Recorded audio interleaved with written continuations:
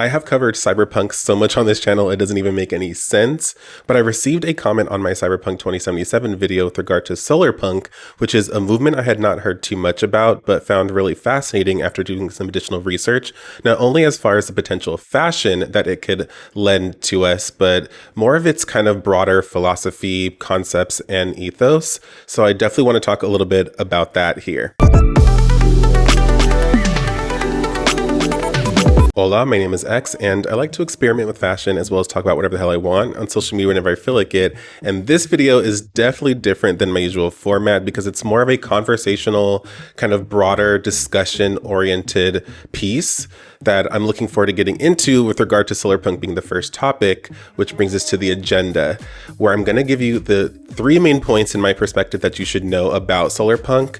If you really want a deeper or broader 101, there's plenty of videos that you can find if you were just to do a simple Solarpunk search on YouTube. And from there, I'm going to look at Cyberpunk versus Solarpunk. That's style and aesthetic, materials and fabrics, values and principles, reflection of society, etc. Furthermore, going to move into a more fashion-oriented conversation around the trajectory of Solarpunk. And lastly, that'll bring us to exploring, is there room for some sort of fusion between aspects of Cyberpunk and Solarpunk for some sort of hybrid aesthetic? All right, now let's talk the 3 main components of Solarpunk that I think that you should know about. So the first main component is obviously sustainability and renewable energy. The core philosophy of Solarpunk is envisioning a world where humans live in strong balance to the broader planet and nature, and renewable energy is a strong cornerstone of that reality. It's a foundational pillar where solar, wind, and hydroelectric power are not just lofty or when it's convenient type of alternatives for us to tap into. They are core components and energy sources that we rely on to drive our society forward. And that naturally leads to significant technological innovations, or at least advancements in how we're leveraging some technology that's already available now, such as having solar panels integrated within much more of the infrastructure of our everyday society and civilization, whether that's on the majority of rooftops, with regard to sidewalks, just to kind of power various different mechanisms there. And even within our clothing, which that's something that I'll get into when we talk about the trajectory of Solarpunk fashion. That also includes energy sharing systems where communities produce and share surplus energy within that collective, which would reduce the reliance on centralized grids. And I'll kind of tap a little bit more onto that in the next pillar. Now, moving into the next main section of Solarpunk, there's a huge priority around communal resource management, and this could take the form of shared gardens, co-housing, as well as collective decision-making around how energy is used for the various communities. This naturally translates to the concept of localized economies,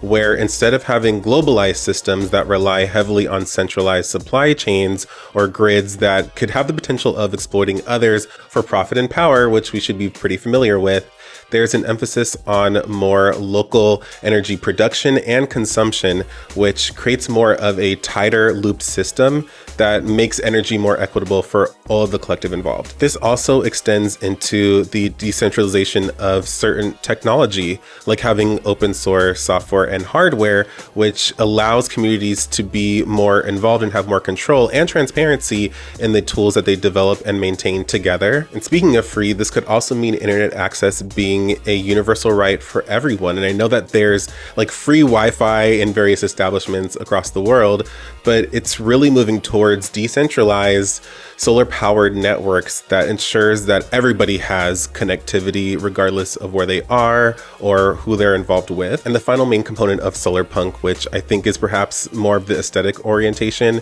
is harmony with nature. So that means an emphasis on architecture and societal infrastructure. And so when we think about the development and ongoing advancement of our society and surroundings, that means focusing on green architecture, ensuring that buildings aren't constructed to dominate nature and landscapes, but instead better intended to harmonize with them and integrate with nature. So that means ensuring that buildings have green roofs, living walls, and even exercise some biomimicry. And biomimicry is when there's some inspiration of natural structures within nature, like beehives, coral reefs. And then as far as societal infrastructure, there's a few areas that we could focus on to also cultivate harmony with nature.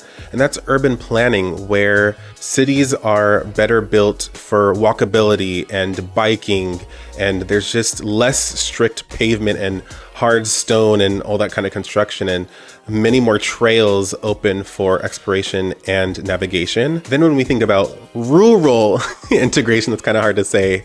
It's equipping villages or smaller communities with the renewable technology that they need in order to be self-sustaining and build some of that localized community that was being referenced earlier. And then finally, thinking about cultural integration. And this kind of leans into style and aesthetic and fashion a little bit, where there's a celebration of heritage and traditional practices and how things were done in the past with a much more natural and organic approach that kind of also leans into the forward-thinking, sustainable and technological advances that we're having, so that we are staying rooted in something that is truly human and even, I would say, maybe spiritual, but also still allows for progress and advancement and movement forward. All right, I hope I didn't digress too much on that section. Just wanted to make sure that I kind of set a decent foundation of context that'll be a good springboard as we move into these other aspects of the conversation, which we now move into a comparison of Cyberpunk versus Solarpunk. And I'm going to be comparing them each within various different kind of categories. When we look at Cyberpunk, and viewers of this channel should be very familiar with this by now, we have a gritty urban aesthetic and style. And that with an emphasis on technology, because obviously the surrounding environment is highly cyber-centric. People need to survive, so they typically have outfits that are very utilitarian and functionality focused. But there's also elements that highlight a bit more of the flashier components of a cyber-centric environment and future, where we have lots of LED luminescent details. I love the luminescent holographic technological details. And there's also just lots of kind of sharp cuts and silhouettes to the clothing and the accessories, plenty of hardware, plenty of metallics. We know that a lot of what is exhibited as far as fashion is synthetic.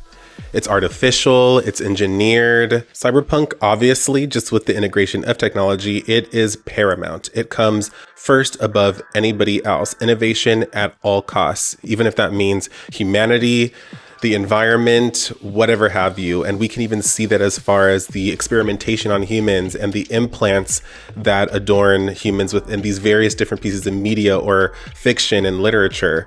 And fashion reflects this. It's very individualistic, but it's also rebellious against these oppressive environmental forces that are surrounding everybody, which means that people are naturally protective and defensive over their own livelihood and even sort of communities that they can form. And that's why cybernetics and all these different resources and consumption is so paramount within that reality. With regard to Cyberpunk, we're looking at a huge disparity in wealth and one extreme to the next. And I think that Cyberpunk 2077 did an excellent job at simplifying this, but also clearly conveying this with the different fashion style archetypes or archetypes to convey those different kind of niches or buckets that people can fall in, and just the different priorities associated with them. But in, I would say, almost a direct contrast to that, we have the Solarpunk aesthetic, which is a lot more easy breezy, lighter, more flowy. And I feel like that reflects a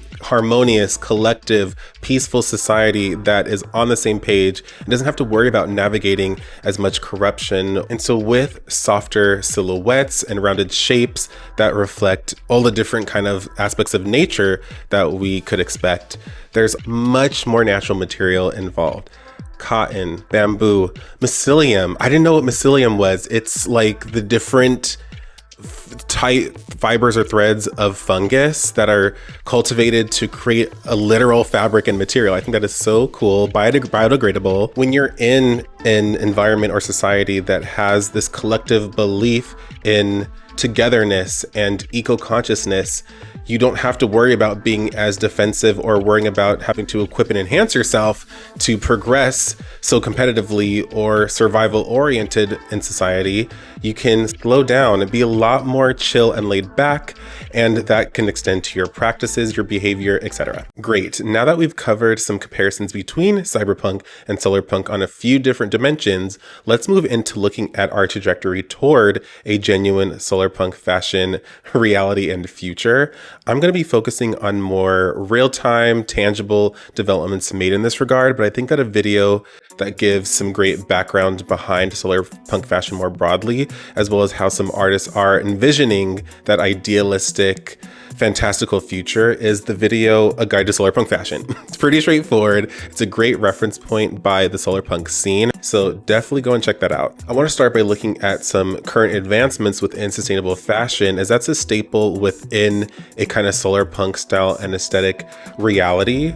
And as far as materials, we're looking at biodegradable materials like mycelium leather specifically, and even some algae-based textiles are becoming much more mainstream. Mind you, a bit pricier, but it's nice to see some of these materials and ingredients permeate more of the fashion production process. And companies are also exploring more carbon neutral production methods. And there's also circular fashion models that are being established at a greater scale, and that includes resale, rental, even some repair kind of methods. I know that people are getting much more into kind of the tailoring aspect of things. And then there's companies like 4 Days and Levi's that encourages customers to return their used clothing for recycling, especially if those clothes are made out of natural materials to begin with.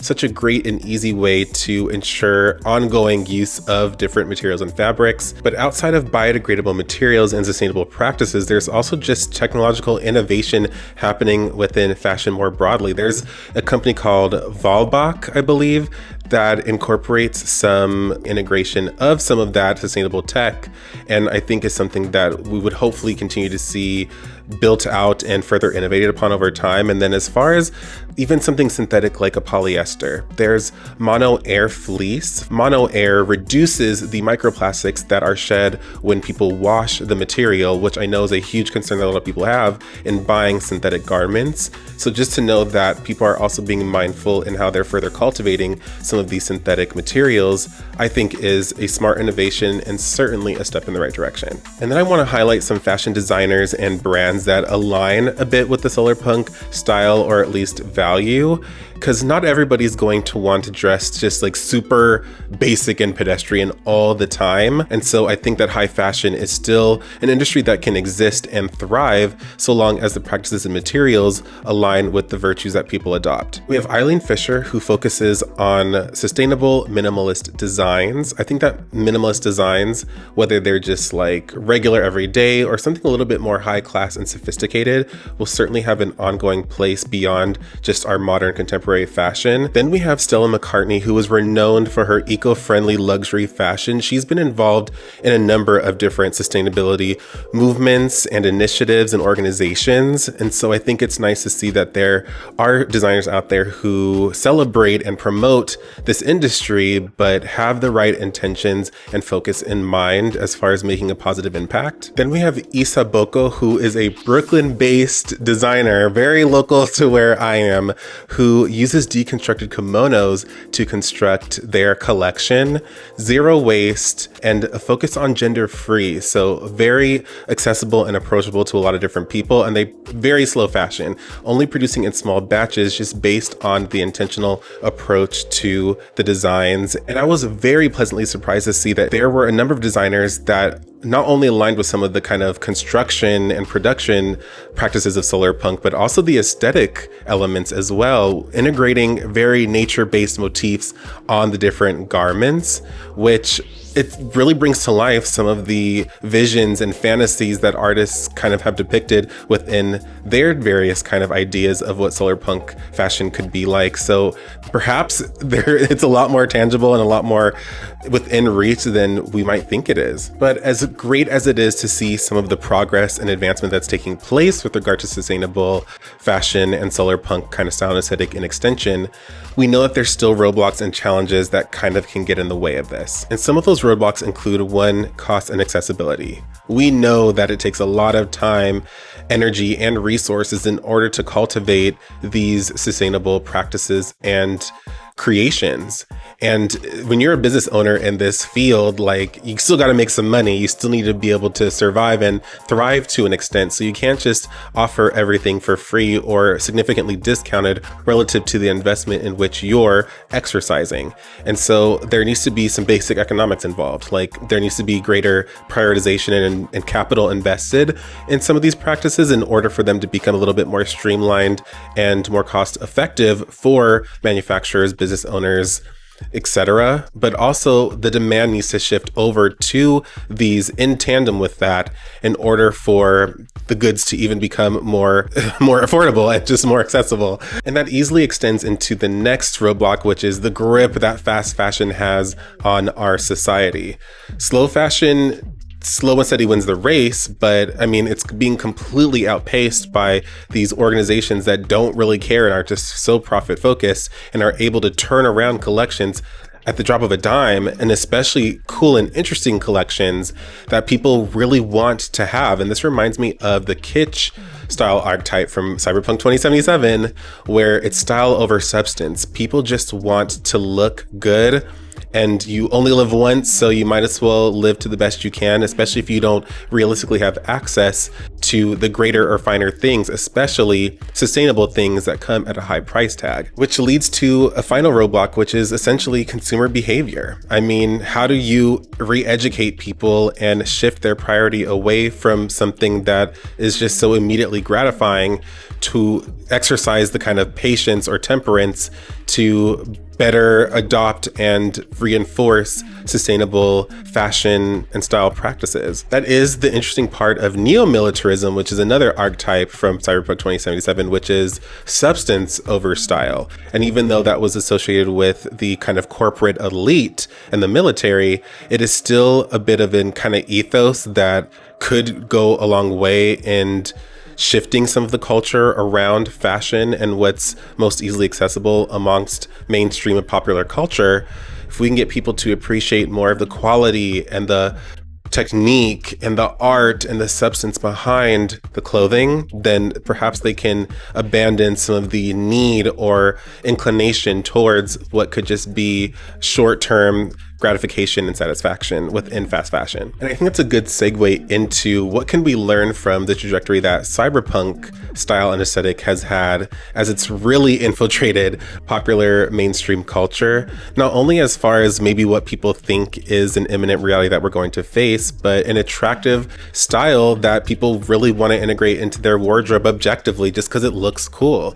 And media has played a large role in kind of implementing this, whether intentionally or unintentionally, but also we've already had some kind of street style and urban genres well established within our kind of popular culture. So cyberpunk doesn't feel like a huge leap beyond what's already present and within people's reach, just with some elevation and kind of differentiation and refinement and enhancement, even with the technological components, to make it more attractive and to make it something that people feel like they could easily evolve into. And not to say that Solarpunk needs to come in and to compete from a propaganda standpoint with cyberpunk media to try to take hold of the culture and establish dominance, but it does need a bit more representation and feature within some of the more popular media that we consume. But it's also systematic, and it takes maybe different policies and regulations to also reinforce the efficacy and the virtues and potential that Solarpunk has for us as well. So what does this mean? There's a few different ways in which that can be implemented to enhance the influence of Solarpunk, and that's mainstream awareness.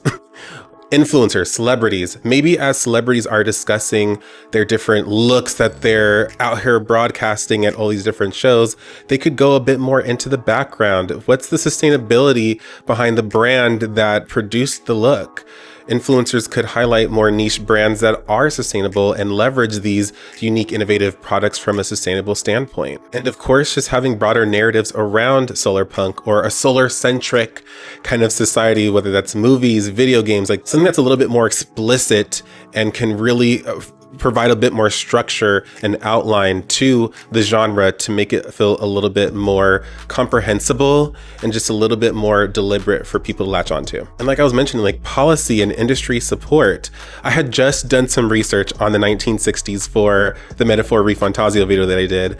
And in the 1960s, the Textile Act is what really implemented the kind of clothing or material tags on items that highlighted what materials were used and the percentages. It's just like, is there not more legislation or some sort of like movement or act that can enforce and support these different sustainable practices, whether it's holding companies more accountable or just rewarding certain companies with having some of these practices or leveraging some of these new materials? Incentivizing is great, and it could just get a bit more rallying around some of the models that some companies are already trying to establish. And then of course there's basic relatable grassroots movements that can take place. DIY is huge. I've seen across social media, Instagram and TikTok, where people are showcasing how they create fashion and clothing and items out of existing materials or whatever they have in their wardrobe, which I think is a great example and demonstration of what others could kind of copy and emulate. If there's one thing to copy on social media, it's maybe some of these sustainable practices, but also maybe supporting some of these innovators with some sort of business or patronage so that perhaps they could scale in their own right and influence their local communities. Awesome. Now that we've taken a look at the trajectory around solarpunk, solar-centric, sustainable fashion, let's think, is there a future that we could achieve that synthesizes or brings together aspects of cyberpunk and solarpunk for a unique, fused, hybrid aesthetic and philosophical situation? I absolutely think so, and I don't think we have to look too much further than Frutiger Aero, which was a superficial, to an extent, branding and marketing aesthetic kind of initiative or situation from the 2000s. But I would like to revive it and rebrand it as Neo Frutiger Aero, just to give it a bit more value and substance, and to help it serve as a bridge between our reality and perhaps the imminent dystopian cyberpunk reality that many people think we're headed towards, and something a bit more idealistic, optimistic, and utopian like Solarpunk. Number one, NFA has some parallels to cyberpunk in the sense that technology is definitely pervasive within our everyday, and a lot of tech-focused and tech-enthusiastic people like myself are kind of interested and curious to see how far that could go. But NFA is much more glossy and sleek and clean in comparison to the gritty, sharp, moody, and dark reality of cyberpunk, and can highlight that we can have a technological focused society,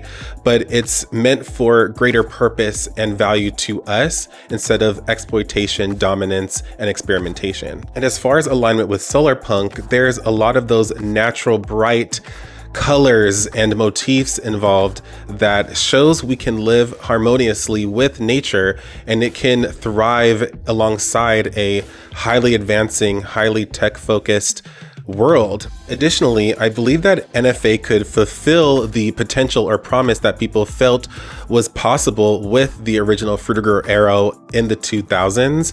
So something that feels already somewhat placed and has a foot in with people's aspirations, giving them a stepping stone towards perhaps more of the virtues and ideals of solarpunk. There was a huge wave and nostalgic movement on the internet, TikTok specifically, that I saw, where people were reminiscing about some of the old aesthetics and pictures and images and advertisements, and just found comfort in that. So perhaps if we brought that back and gave it framing with some of the solarpunk kind of values and structure and vision, that it could give us something to latch onto as we continue to evolve and refocus and reform our priorities as a society. Next, I believe that NFA could help soften some of those attractive style and aesthetic components of cyberpunk and infuse a bit more of that solarpunk element to help bring together a true hybrid genre that people might be able to get into. So for example, instead of those kind of artificial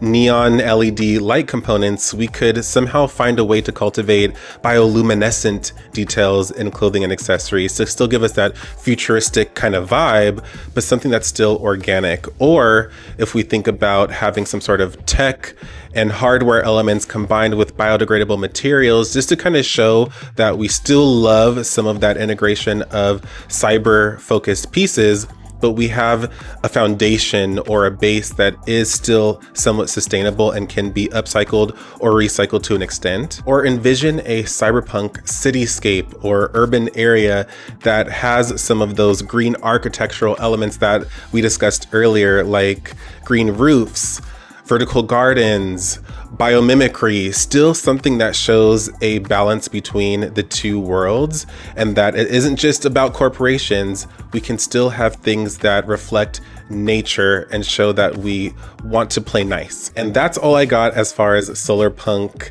in general and fashion is concerned.